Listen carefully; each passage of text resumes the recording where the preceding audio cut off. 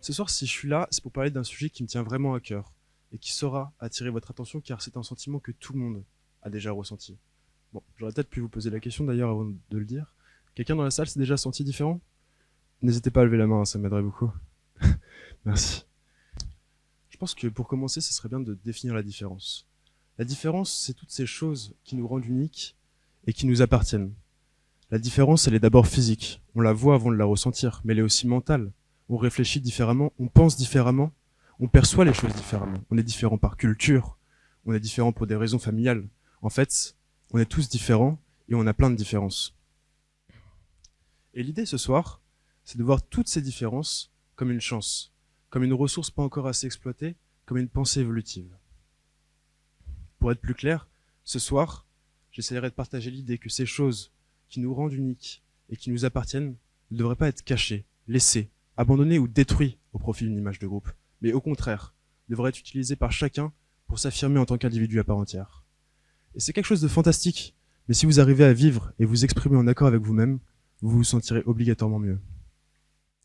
Pour illustrer la différence, j'ai choisi de parler de quelqu'un qui est différent, comme tout le monde, c'est paradoxal, mais surtout de volontaire, puisqu'il s'agit de moi. À 2 ans, on diagnostique chez moi un retard de communication. C'est-à-dire que j'articule mal, et puis je maîtrise pas beaucoup de mots. Alors je le mords. Je crois que personne n'est surpris, mais en tout cas, ma famille et moi, on était surpris. Et alors, on allait voir une psy pour essayer de comprendre pourquoi je mordais. C'est quand même assez étrange, je trouve. Alors, l'idée, c'est que la psy nous a expliqué qu'en fait, c'était normal. Je mordais parce que j'avais besoin de m'exprimer, et je mordais par affection, je mordais par amitié, je mordais par amour. En fait, c'était juste ma manière de m'exprimer. Et la moralité de cette anecdote, c'est que chacun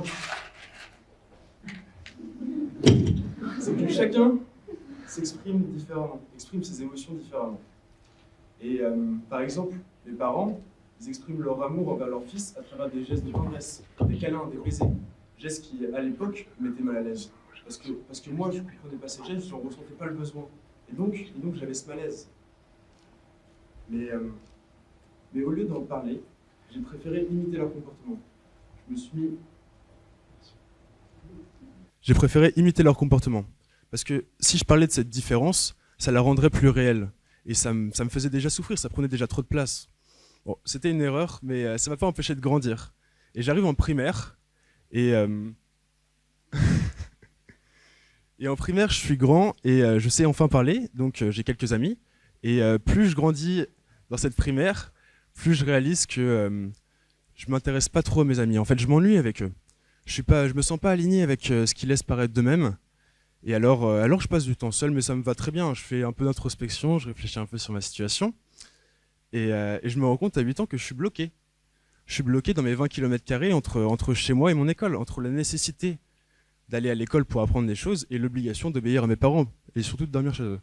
Mais en dehors de ça, ce que je développe aussi chez moi, c'est un rêve.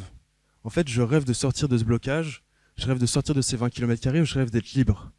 Je rêve de pouvoir faire de nouvelles choses tous les jours, de pouvoir voyager. En fait, je rêve d'être un oiseau, je rêve d'être un pigeon et de pouvoir voler.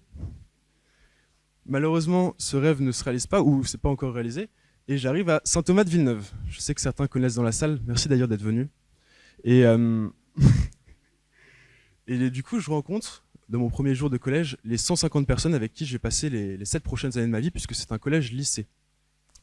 Et alors, je commence par passer les 2 premières années de mon collège tout seul, parce que c'est ce que j'avais cru comprendre de ma primaire, c'est que j'aimais être seul.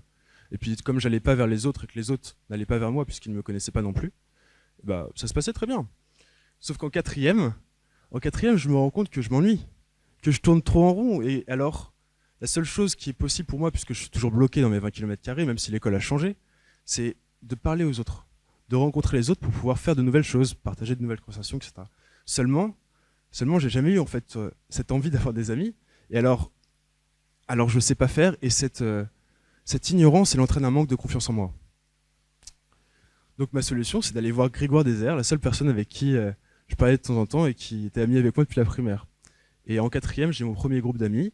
Je suis ami avec Avec Grégoire et ses potes, on parle de Game of Thrones, de League of Legends toute la journée. C'est une très belle époque. Seulement, je suis encore curieux. Je veux encore rencontrer de nouvelles personnes, faire de nouvelles choses, partager de nouvelles conversations.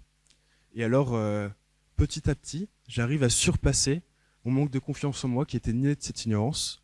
Et alors, en première, j'ai fini par avoir rencontré les 150 élèves de ma promo et même, je dirais même que j'étais ami avec la majorité d'entre eux.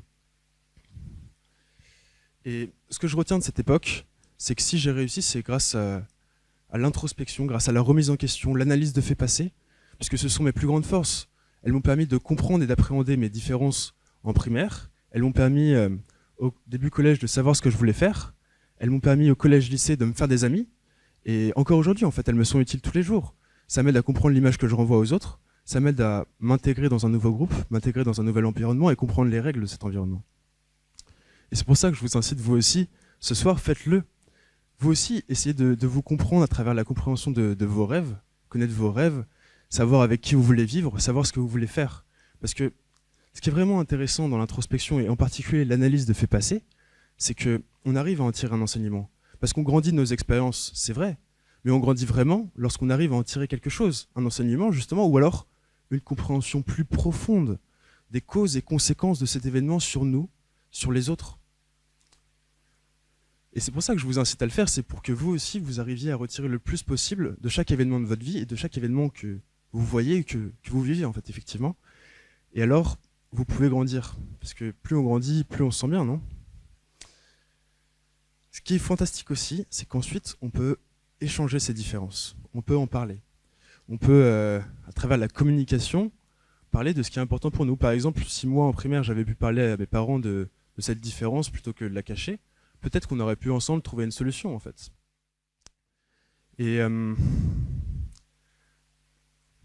là où je veux en venir, c'est que la communication, c'est pas uniquement parler. C'est pas non plus parler pour parler. Il faut avoir des choses à dire. Il faut avoir des choses à expliquer et à partager. Et comme on est au minimum deux dans une conversation, il faut nécessairement savoir écouter. Il faut s'intéresser à notre interlocuteur, prendre le temps, se poser. Et surtout, quelque chose d'essentiel aussi dans la communication, c'est d'accepter qu'on nous partage des pensées, des émotions. Et il faut, nous aussi, qu'on accepte le fait qu'on peut les partager. Puisque toutes les émotions, que ce soit de la joie, de la jalousie, de la haine, du dégoût, en fait, elles sont bonnes à partager pour se comprendre et mieux comprendre les autres. En fait, la clé, je pense, c'est d'accepter et de comprendre, d'aimer nos différences grâce à l'introspection, la remise en question, l'analyse, etc. Et ensuite, d'exprimer notre singularité, exprimer nos particularités pour les faire découvrir aux autres. En fait, il faut les incarner, puisque lorsqu'on rencontre quelqu'un, on ne rencontre pas quelqu'un de nouveau pour avoir les mêmes discussions que la semaine dernière. Non, ce qu'on veut faire, c'est rencontrer quelqu'un qui nous fait une blague qu'on n'a jamais entendue. Et ça, c'est beau, mais de manière plus sérieuse.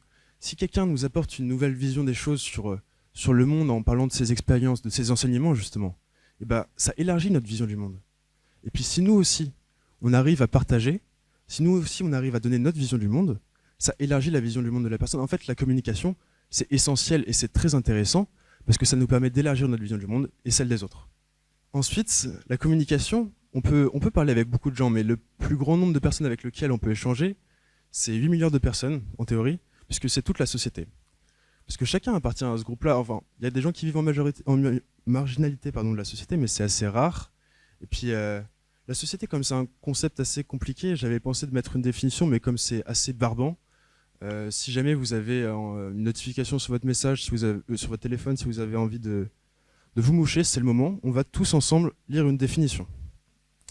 Alors, en philosophie, le mot société désigne à la fois un ensemble de relations spontanées fondées sur des rapports de dépendance et un ensemble de relations fondées sur des accords réciproques, la société des règles non instituées comme la bienséance et le savoir-vivre.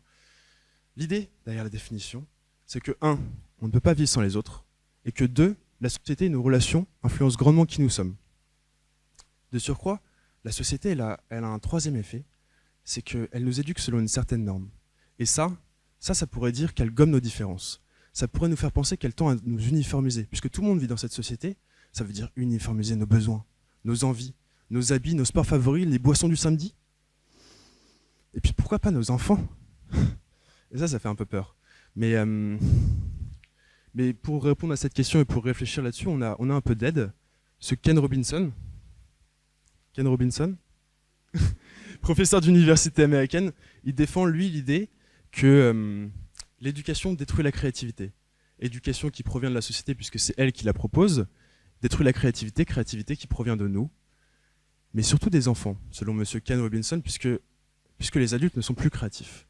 Mais avant de se pencher sur le négatif et sur pourquoi les adultes ne seraient plus créatifs, je pense qu'il est bon de se dire que si on arrive à accepter nos différences, à comprendre qui nous sommes grâce à l'introspection, grâce à la remise en question, et qu'on puisse ensuite changer le monde dans un sens où il accepterait ces différences, il les encouragerait, même il pourrait nous comprendre en fait de cette manière. Peut-être que ainsi, on arriverait à rendre le monde plus créatif et permettre aux gens qui sont dedans, qui vivent dans cette société, de cultiver leur créativité tout au long de leur vie. Puisque un des effets de cette société, c'est quand même de gommer les différences et donc de réduire les possibilités pour ceux qui souhaitent prendre un chemin différent ou ceux qui souhaiteront en tout cas prendre un chemin différent. Et d'ailleurs, moi je pense aussi que la société elle a parfois du mal à évoluer. Je pense que sur certains aspects, certains comportements, elle se répète, elle refait les mêmes erreurs. Et d'ailleurs, c'est pour ça que TED existe. C'est pour pouvoir faire partager des idées pour qu'on fasse évoluer la société, qu'elle permette cette évolution ou alors qu'elle l'accélère. Mais ça me donne envie de vous poser une question.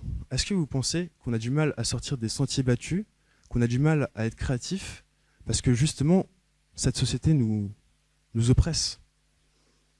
Je pense que en fait, la solution, elle est justement en nous. Et on a tout intérêt à essayer, à agir. Et d'ailleurs, c'est la question que je vais vous poser. Qu'avons-nous à perdre à essayer, en fait? Qu'avons-nous à perdre? On n'a rien à perdre. Et d'ailleurs, c'est ce que je fais devant vous, même si j'ai peur. Et d'ailleurs, c'est même pas une peur, j'ai oublié la moitié de mon texte. Et je me suis trompé et j'ai peur d'offenser quelqu'un. J'ai peur de dire des choses qui sont pas ce que je pense. Je suis là, j'essaye. Et en fait, c'est vraiment important. C'est vraiment intéressant parce que si j'essaye pas, ça n'arrivera jamais. Si je n'essaye pas, jamais je pourrais faire changer le monde dans un sens où il acceptera, il comprendra mes différences. Pour conclure, comprendre les différences, c'est comprendre qu'elles ne sont pas négatives, comprendre qu'on ne peut pas les faire disparaître et comprendre qu'elles rendent ce monde plus riche. Je parle beaucoup par expérience ce soir, mais je parle aussi avec une grande conviction.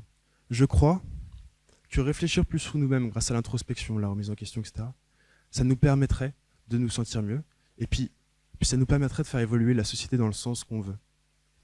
Merci à tous pour votre temps et votre patience. Je suis très honoré de pouvoir parler ce soir.